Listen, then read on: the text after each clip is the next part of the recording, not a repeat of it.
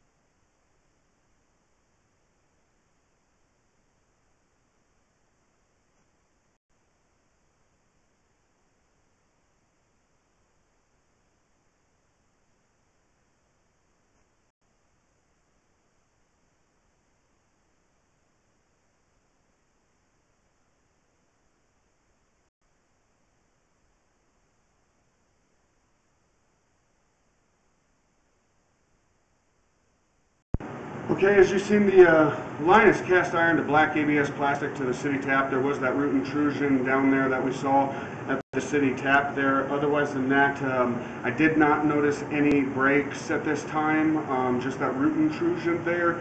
Otherwise than that, I recommend an annual cleaning be done to prevent that root intrusion from backing up the system.